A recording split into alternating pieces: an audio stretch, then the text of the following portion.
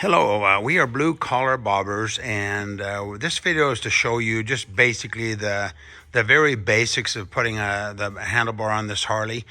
We're not professional handlebar installers on the Harleys by any means, so just use this as a reference. Don't rely on it heavily. There's a lot of videos out there that might be better. So anyway, we did two bikes. We did this one with the MGO 1-inch beach bar.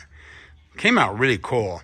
For this style of bike, this road thing we're doing, I think it'll be really cool. And then the other one is kind of just a tracker bar.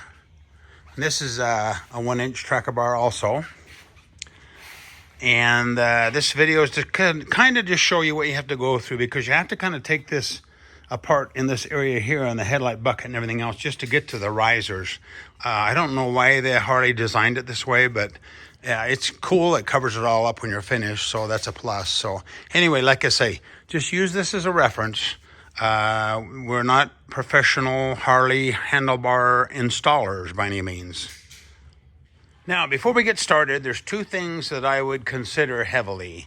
Number one, you may want to consider the grips. I was able to get this the old grip off this in order to put the Vans grip back on. But if it's a really, like a bitch to get that old grip off this throttle tube, there's tons of grips available that have the new throttle tube, so you may want to go that route if you can't get the old grip off. And then the other option, and I think you probably want to go that route versus what we show you, is on the brake hose.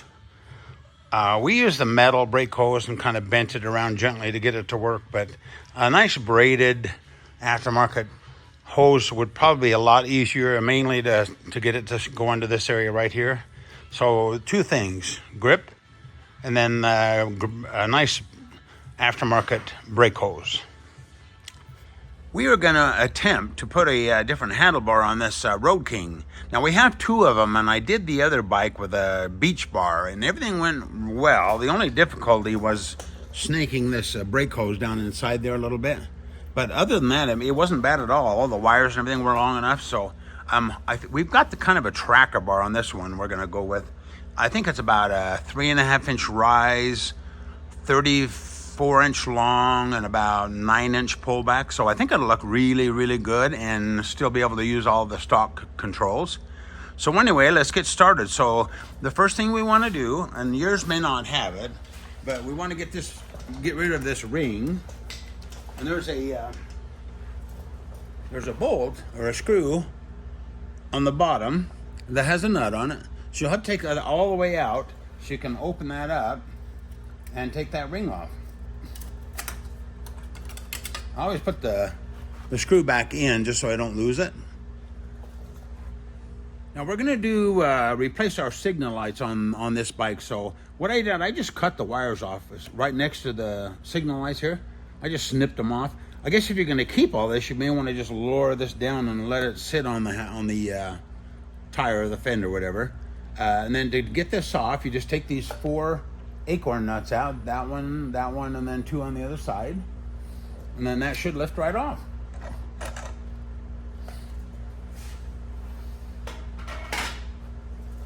Always put your nuts and bolts back on if you can. We'll take this ring off. There's just a screw on the bottom here, just one little screw, and then it'll lift off on the bottom like that. Next, we want to lower this down, this main headlight bracket. There's a bunch of black screws around here that have the little rubber, I call them well nuts on the back. So take those out. There's about 7 or 8 of them, I think. And then that should allow that headlight to drop down. Now you'll see these little well nuts, the rubber grommet looking nuts. In the meantime, I'm going to get this powder coated. So in the meantime, I'm going to see if I can find some replacements for these. I noticed they sell well nuts, but they won't stay in place like these. So I'm going to shop around, and then when I come back to assembly time, I'll let you know how it works out. Just a quick note, this connector was really hard to get out of this headlight. I've never had that happen before. So what I did is, and I don't know if you're supposed to do it this way or not, but I kind of tipped the light kind of straight up so it's shining up. And I sprayed Windex around let it soak into the pins. Then I kind of got to let it sit for a while, and then I got a screwdriver and kind of pried that connector to get it loose. Now this is kind of crazy, but you have to take all this stuff off just to get to the risers. So anyway, under here there's a little 5/16 kind of a press metal, sheet metal nut. You have to take that off, and then this will lift off, and that's what it looks like. Has a little kind of a sheet metal nut thing that goes on the back. Screw that on there, don't lose that, whatever. And then hopefully we can get this off pretty quick.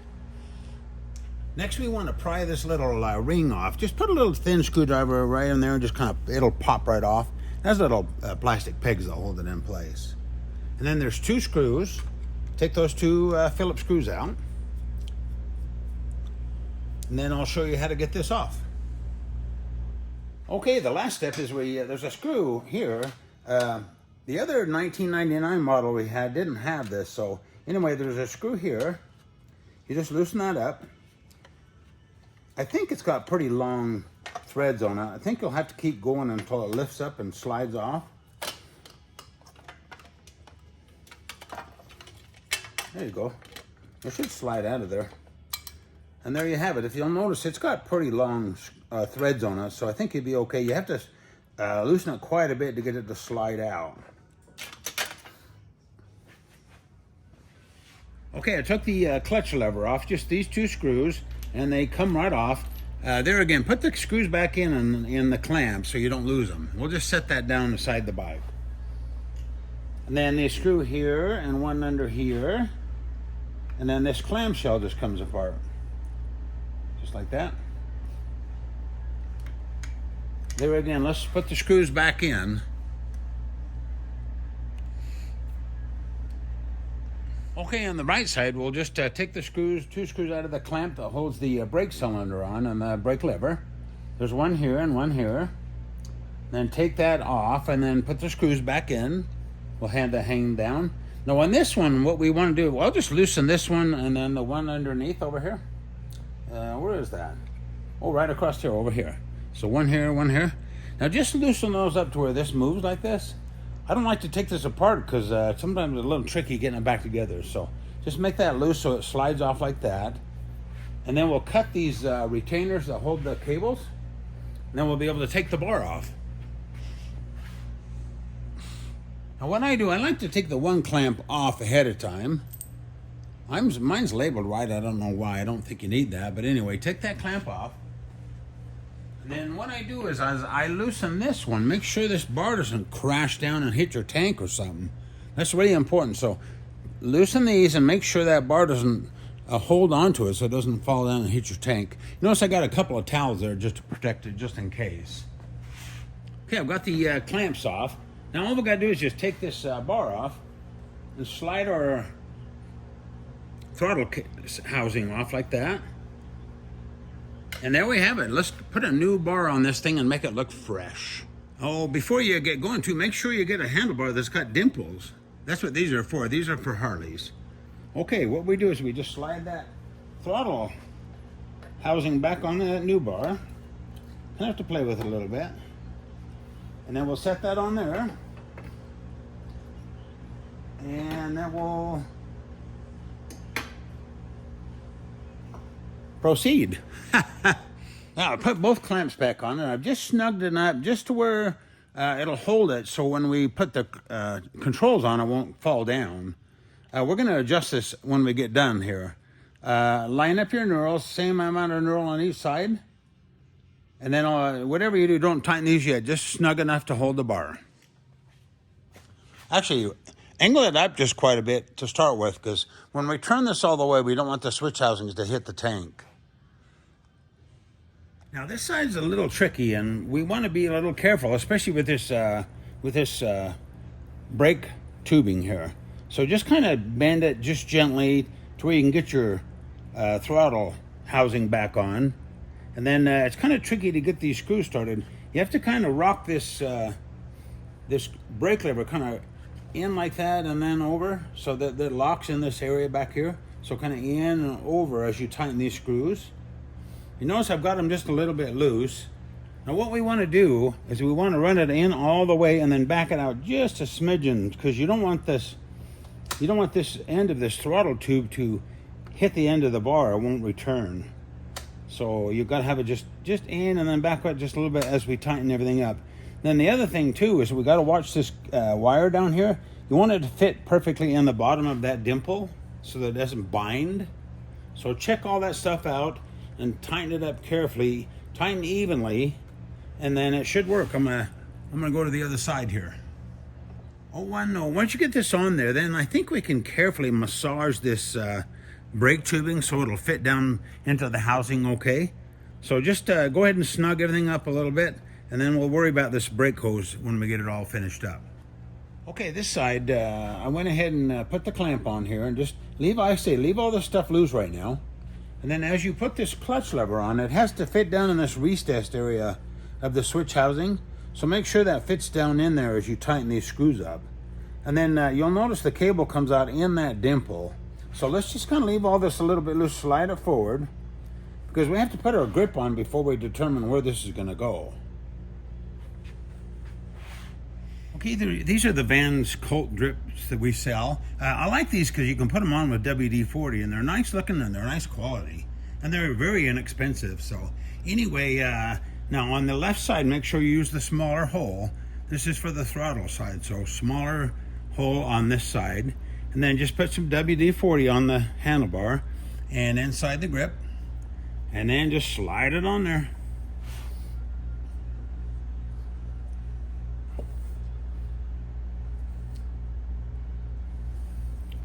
I'll be right back. Okay, you have to work it. It takes quite a bit of pressure to keep pushing it up like that. Start at the end and keep pushing. You can even use your fingers and push it. Anyway, push it as far as it'll go until you feel it won't go any further. That's why you leave this a little loose, so that your grip can go on all the way. Looks nice. Okay, one of the most difficult things that I found was the brake tubing. I tried to massage that and bend it around to where it didn't kink it or break it, and try to get it to go in that small opening. If I had to do it over again, and I'm sure it's available, probably get a cable kit, maybe a brake hose kit that has like a flexible hose that goes down through there. There's all kinds of stuff for these Harleys. I would really recommend getting that versus trying to bend this hose around. So anyway, there you go. Now I've got all my controls snugged up. Now we want to angle the bar. It's really important that we watch where it goes when we turn it to the left. The cable's hanging down, comes close to this cap right here, so make sure that the bars clear that. The other side isn't quite as critical, but before you tighten this, make sure you got clearance on both sides. If I had to go over again too, maybe start out with a bar with just a little more rise to it so that you could kind of angle it a little bit better, but I think this thing will be pretty cool. Okay, the last thing after you have everything snugged up, make sure you tighten these really well, because you don't want that bar to get loose later and have to go through all this crap just to tighten them up. And then the last thing we want to do is replace this grip on this side.